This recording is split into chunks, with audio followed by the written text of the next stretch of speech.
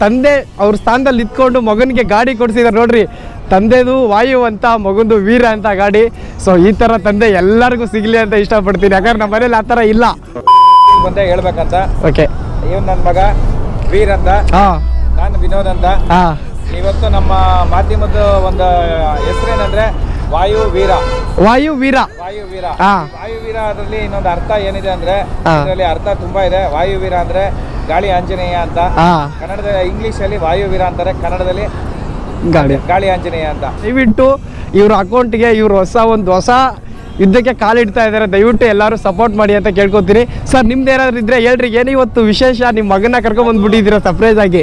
ಹಾಗೂ ಇವತ್ತು ಈ ವಾಯುವೀರ ಚಾನೆಲ್ನ ಹೆಸರು ಏನಕ್ಕೆ ಇಟ್ಟಿದ್ದೀವಿ ಅಂತ ಹೇಳಿದ್ರೆ, ಇವತ್ತು ನಮ್ಮ ಗಾಡಿ 2 ಗಾಡಿಗೂ ಒಂದು ಹೆಸರನ್ನ ಇಡ್ಬೇಕಂತ ತುಂಬಾ ದಿನದಿಂದ ನನ್ನ ಮಗನ ಆಸೆ ಇತ್ತು.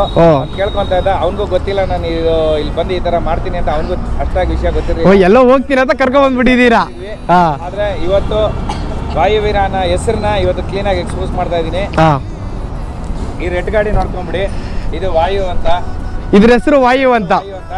ಮುಂದೆ ಇದ್ರ ಬಗ್ಗೆ ಅಪ್ಡೇಟ್ ಎಲ್ಲರಿಗೂ ಕೊಡ್ತೀನಿ. ವಾಯುನ ಎಲ್ಲ ಹಾಕ್ಸ್ಬೇಕಂತ, ಹೆಸರನ್ನ ಎಲ್ಲ ಹಾಕ್ಸ್ಬೇಕಂತ ನೀವುಗಳ ಕಮೆಂಟ್ಸ್ ಮಾಡಿ. ಓಕೆ, ಬರ್ಸೋಣ ಹೆಸರನ್ನ ಹೃದಯದ ಮೇಲೆ. ಎಲ್ಲಿ ಬರ್ಸಿದ್ರು ವೀರ ಅಂತ.